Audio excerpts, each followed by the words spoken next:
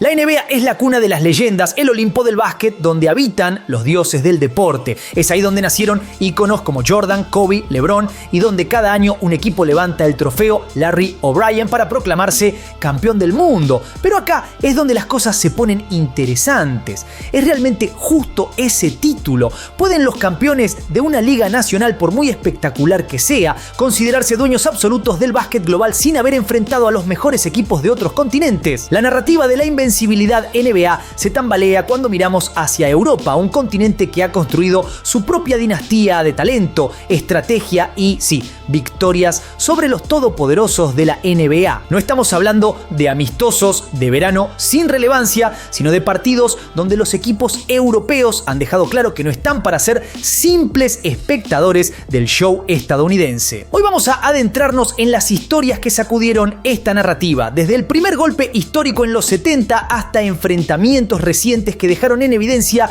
que a veces los campeones de la NBA pueden ser vencidos, humillados incluso, por equipos que juegan bajo reglas distintas, con menos recursos, pero con un hambre que no se puede medir en dólares ni en títulos. Entonces, ¿es la NBA tan invencible como nos han hecho creer? ¡Aló! ¿Qué pasó? Soy Juanito 6 y les doy la bienvenida a Data Basket, ese canal donde hablamos de la NBA. No, hablamos del básquet. Aquí no estamos para hablar solamente de la NBA y decirte que la NBA es maravillosa, y acá vamos a hablar de todo lo que tenga que ver con este deporte, y por sobre todo a veces las cosas que diremos de la NBA no van a hacer quedar a la NBA de la mejor manera. ¿Por qué? Porque también hay otras ligas, o quizás hay otras ligas que le pueden hacer no solo frente a la NBA, sino que pueden quizás, ¿por qué no?, ser un punto más que la NBA. Era 1978 y la NBA vivía en su burbuja de supremacía. Los Washington Bullets acababan de coronarse campeones tras una dura temporada y viajaban a Israel como parte de una gira internacional que buscaba promocionar el básquet estadounidense. Pero, seamos honestos, ellos no iban a promocionar nada.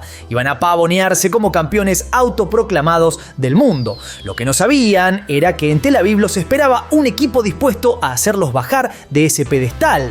El Maccabi Tel Aviv, un club europeo con talento local y un par de refuerzos extranjeros, no era visto como un rival serio. Para los Bullets esto era un partido amistoso más, una escala en su gira global. Pero para el Maccabi esto era una final, era la oportunidad de demostrar que podían competir al máximo nivel.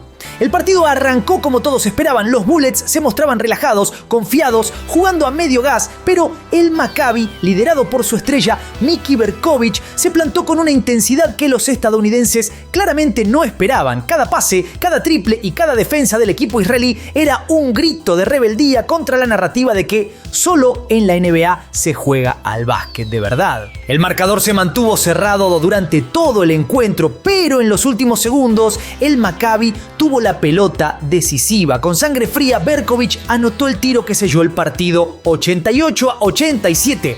Y así, los Washington Bullets, flamantes campeones de la NBA, se convirtieron en el primer equipo de la liga en caer ante un club europeo. La derrota fue un escándalo. Los medios estadounidenses intentaron minimizar el impacto, llamándolo una anomalía o un amistoso sin importancia. Pero la realidad era otra. Este partido marcó un antes y un después. Por primera vez un equipo europeo había demostrado que podía competir y ganar contra los gigantes de la NBA. Después de esa victoria tremenda del Maccabi contra los Bullets en el 78, dejaron claro no solamente que no eran un equipito cualquiera. A ver, hablamos de un equipo que logró algo que en ese momento era totalmente impensado. Imagínate que si en los años 90 seguía siendo impensado, en esa época era una hazaña inexplicable. ¿Cómo un equipo de fuera de los Estados Unidos iba a derrotar a un campeón de la NBA? No tenía sentido. Pero lejos de conformarse, el equipo de Israel tenía planes mucho mayores. Y en 1984 volvieron a hacer historia no una, sino dos veces. En aquel entonces, el básquet europeo estaba lejos del nivel de exposición y respeto que tiene hoy. Para muchos, el Maccabi seguía siendo un equipo menor, una sorpresa pasajera. Pero ellos sabían que para ganarse el respeto de la NBA no bastaba con una victoria aislada. Había que demostrar consistencia consistencia y vaya que lo hicieron.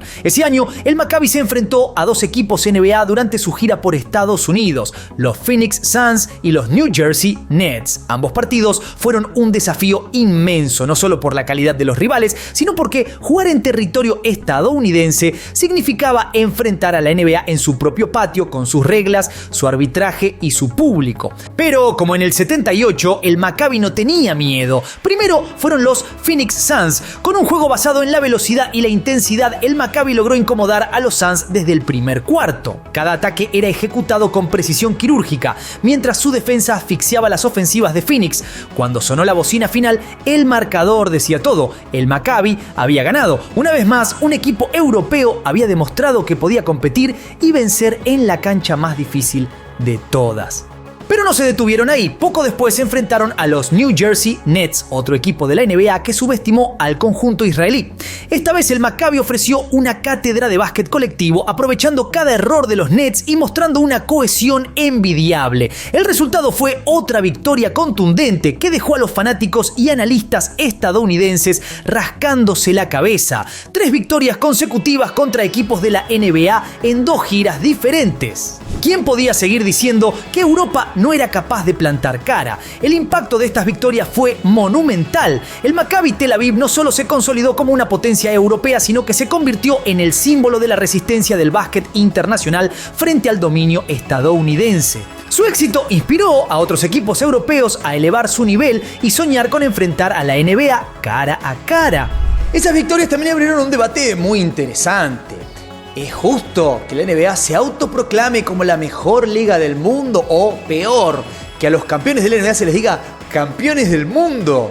No jugaron contra otros del mundo. Es un equipo de Estados Unidos. Es como que la selección de Argentina juegue un torneo en Argentina y al ganarlo digan que son los campeones del mundo, pero se jugó un torneo en Argentina contra cosas de Argentina, equipos.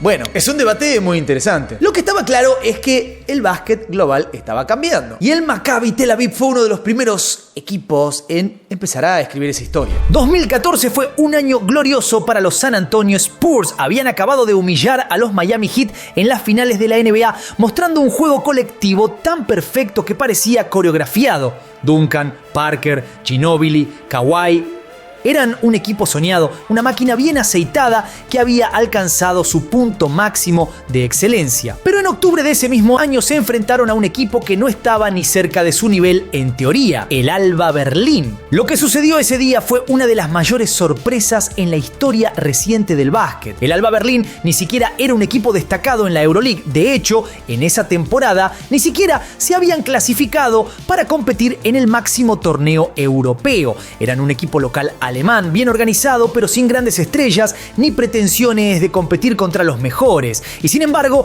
cuando se enfrentaron a los Spurs, demostraron que en el básquet el corazón y la mentalidad pueden igualar cualquier diferencia en talento. El partido comenzó de forma típica. Los Spurs marcaron el ritmo. Duncan dominaba en la pintura, Parker repartía el juego con su habitual elegancia y Kawhi, en camino a convertirse en el jugador más dominante de la liga, mostraba destellos de su grandeza. Pero el Alba Berlín no se dejó intimidar.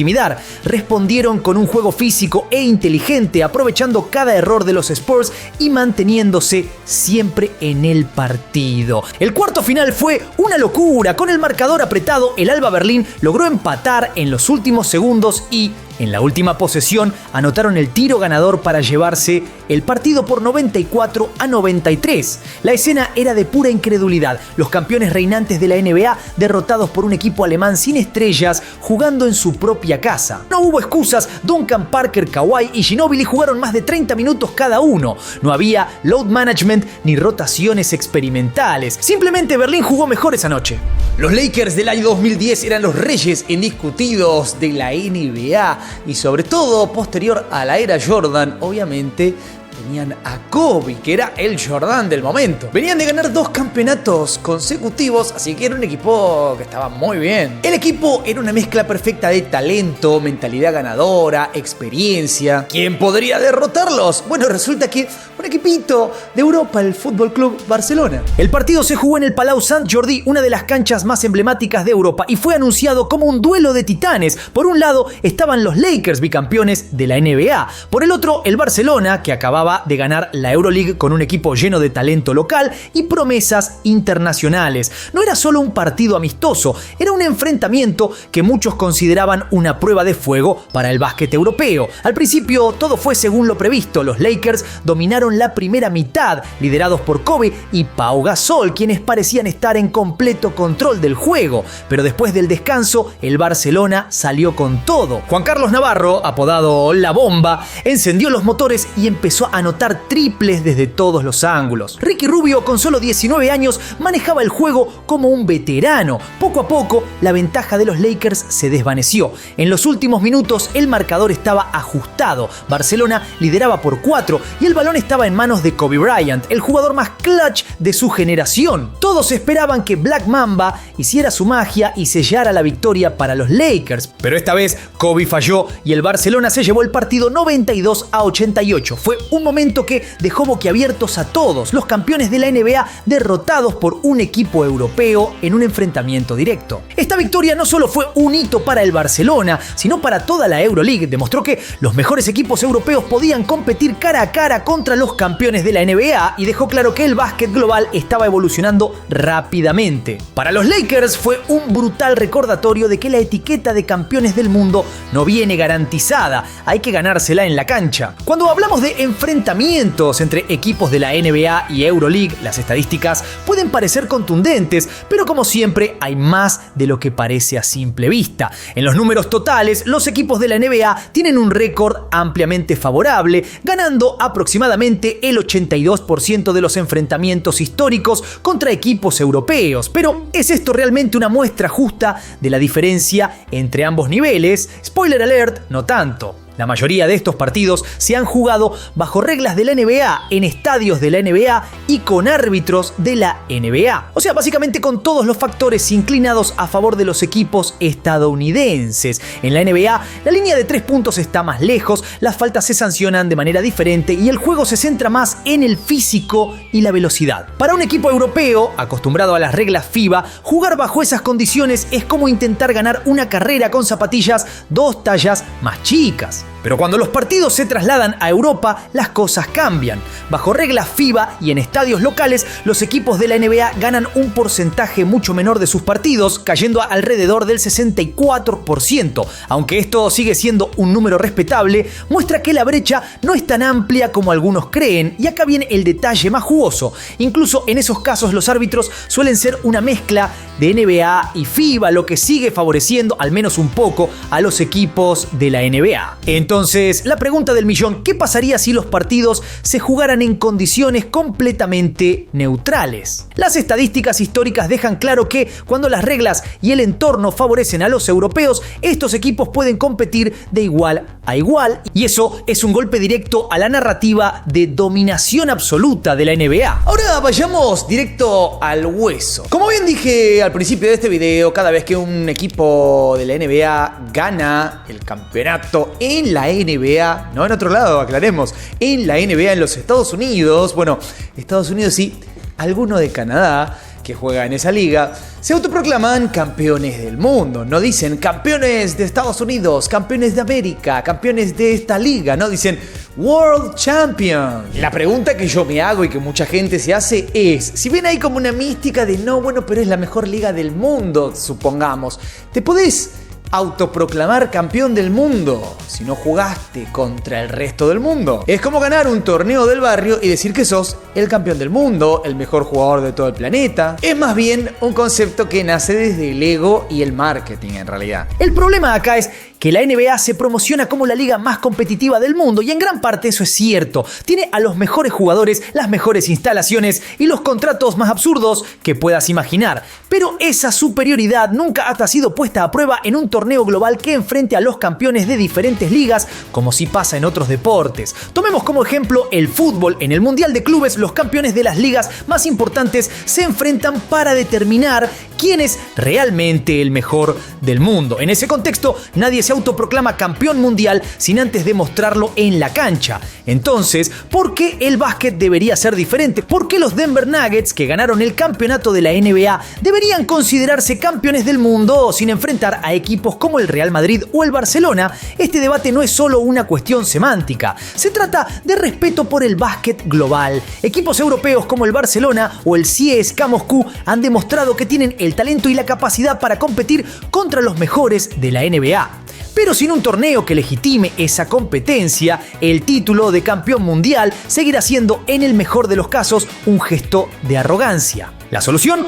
Un torneo global de clubes que reúna a los campeones de la NBA, la Euroleague y otras ligas importantes. Hasta que eso suceda, la etiqueta de campeones del mundo seguirá siendo más marketing que realidad. Y a los que nos gusta el deporte sabemos que la verdadera competencia no necesita slogans vacíos, necesita pruebas contundentes y esas todavía están pendientes. Durante décadas la NBA se mantuvo como la cúspide indiscutible del básquet, mientras que Europa quedaba relegada a un papel secundario. Sin embargo, desde los años 80 algo comenzó a cambiar. Los clubes europeos no solo empezaron a mejorar su nivel de juego, sino que también comenzaron a producir talentos que acabarían revolucionando el básquet mundial. Este crecimiento no fue un golpe de suerte ni algo espontáneo, fue el resultado de años de inversión, desarrollo táctico y sobre todo una cultura de trabajo colectivo que contrasta con el enfoque más individualista de la NBA. En los años 80 y 90, nombres como Dražen Petrović, Toni Kukoc y Arvydas Sabonis comenzaron a abrir las puertas de la NBA para los jugadores europeos. Estos pioneros demostraron que podían competir al más alto nivel, desafiando la percepción de que el talento estaba confinado a las fronteras de Estados Unidos. Pero esto era solo el principio. Para los 2000, el impacto europeo en la NBA era innegable. Y en la última década, Europa no solo ha producido estrellas, sino que ha comenzado a dominar. Hoy, jugadores como Luka Doncic, Nikola Jokic y Giannis Antetokounmpo no solo son titulares en la NBA, sino que están redefiniendo lo que significa ser una superestrella. Doncic, por ejemplo, es la personificación del básquet europeo en su máxima expresión. Visión de juego, fundamentos impecables y la capacidad de controlar el ritmo de un partido como si estuviera jugando ajedrez. Jokic, por su parte, ha demostrado que un pívot con mentalidad de base puede convertirse en MVP de la NBA no una, sino dos veces. Y Giannis, aunque representa a Grecia, es un ejemplo de cómo el básquet europeo ha adoptado una filosofía global para desarrollar atletas únicos. Pero el impacto de Europa no se limita a los jugadores. En los últimos años hemos visto cómo clubes como el Real Madrid, el CSKA Moscú y el Barcelona han elevado su nivel competitivo hasta el punto de plantar cara a equipos NBA. Esto no es casualidad. Los clubes europeos han adoptado un enfoque táctico y estratégico que en muchos casos supera al de la NBA, donde la individualidad y el espectáculo suelen prevalecer sobre el trabajo en equipo. La evolución del básquet europeo no solo ha reducido la brecha entre la Euroleague y la NBA, sino que también ha forzado a la liga estadounidense a reconocer el talento que se desarrolla más allá de sus fronteras. De hecho, en los últimos 5 años, todos los MVP de la NBA han sido jugadores extranjeros y los dos mejores prospectos de la liga, Luka y Victor Wembanyama, vienen de Europa. Entonces, la pregunta ya no es si Europa puede competir con la NBA, sino cuánto tiempo pasará antes de que un equipo europeo logre consolidar su lugar como igual o superior. Porque si algo es seguro es que el básquet global ya no gira exclusivamente en torno a Estados Unidos y los europeos están liderando esa revolución. Hablemos claro, cuando equipos de la NBA y de la Euroliga se enfrentan, no siempre lo hacen en una situación similar. También hay otras cuestiones que es como, bueno, muchas veces estamos hablando de alguno de los dos equipos que ya está en competencia, el otro se está preparando, es partido de exhibición también, pero a los de Europa les interesa ganarle al del NBA, mientras que al del NBA de pronto le interesa prepararse y no ganar. Bueno, hay muchas cuestiones que podemos considerar. También hay que tener en cuenta que a veces esos partidos es como ir a jugar contra el mejor, por ejemplo, ¿no?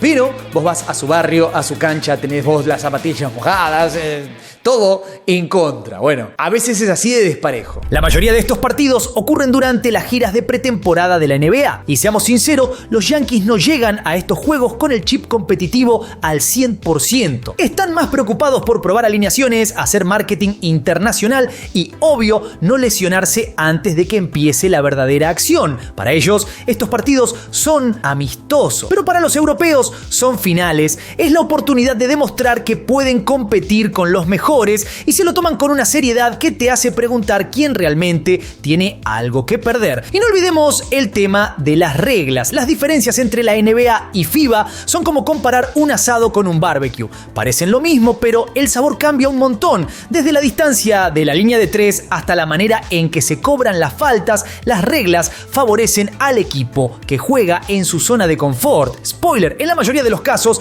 esas son las reglas NBA. Por eso, cuando los partidos se trasladan a Europa y se juega bajo reglas FIBA, el panorama cambia y las derrotas de los equipos NBA empiezan a acumularse como multas de tránsito en doble fila. Pero acá no termina la cosa. El arbitraje es otro tema picante. En Europa, los partidos suelen tener árbitros mixtos, mitad NBA, mitad FIBA, pero ¿sabes qué? Hasta los árbitros europeos tienden a ser más suavecito con los Yankees. No digo que sea conspiración, pero digamos que los europeos tienen que estar perfectos para ganar, mientras que los de la NBA pueden darse el lujo de tropezar un poquito. Entonces, la gran pregunta, ¿qué pasaría si todos los partidos se jugaran en terreno neutral, con reglas iguales para todos y árbitros sin ninguna camiseta puesta? Ahí está el quilombo, porque cuando las condiciones son equilibradas, la diferencia entre la NBA y la Euroleague no es tan grande como te quieren vender. No es que Europa ya haya alcanzado a la NBA, pero te aseguro que más de uno estaría con el culo lleno de preguntas después de esos partidos. Al final, estos enfrentamientos tal como están no son la vara justa para medir quién es el mejor. Son encuentros llenos de contexto, ventajas y desventajas que los hacen interesantes para el debate, pero insuficientes para sacar conclusiones definitivas. ¿La NBA sigue siendo la más grande? ¿Seguro? ¿Es invencible? Nah, déjame dudarlo. A ver, seamos un poco ambiciosos, vamos a soñar. ¿Qué tal si existiera un torneo global de baloncesto de equipos, ¿no? No de selecciones, de equipos, que nos arrojara al final el mejor equipo del mundo? Algo parecido al Mundial de Clubes de Fútbol, donde justamente lo que termina sucediendo es que el que gana técnicamente es el mejor equipo del mundo. Imagínate esto, Denver Nuggets, obviamente con Jokic, MVP, campeón, etcétera, etcétera, enfrentándose al Real Madrid, también el equipo más power de Europa. Bueno, podemos discutirlo, pero históricamente el equipo más power de Europa, que no solo domina en Europa, sino que ha tenido también victorias contra equipos de la NBA. O tiremos cualquier otro. Steph Curry, los Warriors contra el Barcelona. Sería una locura ver eso en un torneo donde todos estén en igualdad de condiciones, pero para que esto suceda hacen falta muchas pequeñas cosas. Primero, reglas neutras. Ni NBA ni FIBA, sino un híbrido que nivele el terreno. Ni triples desde la otra cuadra, ni faltas duras que parecen abrazos de oso. Segundo, estadios que no den ventaja a nadie, que jueguen en lugares neutrales, sin la presión de las hinchadas locales ni el favoritismo de los árbitros. Y tercero, que los equipos lleguen en igualdad de condiciones, con sus plantillas completas y sin excusas de pretemporada o giras promocionales. Ahora, ¿por qué esto no ha pasado todavía? Fácil, a la NBA no le interesa arriesgar su reputación. En su burbuja son los mejores del mundo y un torneo como este podría derribar esa narrativa si las cosas no salen como esperan. Pero si algún día sucede, estaríamos frente al evento deportivo más emocionante en la historia del básquet global. ¿Te imaginás a Luka Doncic liderando al Real Madrid contra su propio equipo de la NBA, los Dallas Mavericks? Sería el drama perfecto y lo mejor de todo, pondría fin de una vez por todas al eterno debate de quién domina realmente el básquet mundial. Entonces, ¿cuánto falta para que veamos algo así? La verdad, nadie lo sabe, pero lo que está claro es que el básquet está creciendo a nivel global y cada vez son más los que piden una competencia seria para coronar al verdadero rey. Mientras tanto, nos queda soñar con lo que podría ser y esperar que alguien en algún momento tenga el coraje de hacerlo realidad. La gran pregunta que te dejo ahí picando es: ¿será que la NBA puede dejar el ego de lado y realmente salir a la cancha a demostrar que es la mejor liga del mundo? ¿O mejor, evitar enfrentarse para que nadie les quite la supremacía? ¿Qué opinas? No te olvides de darle duro al botón de like, suscríbete, toca la campanita, sígueme en todas mis redes. Soy Juanito 6, esto es Data Basket y nos veremos la próxima. Adiós.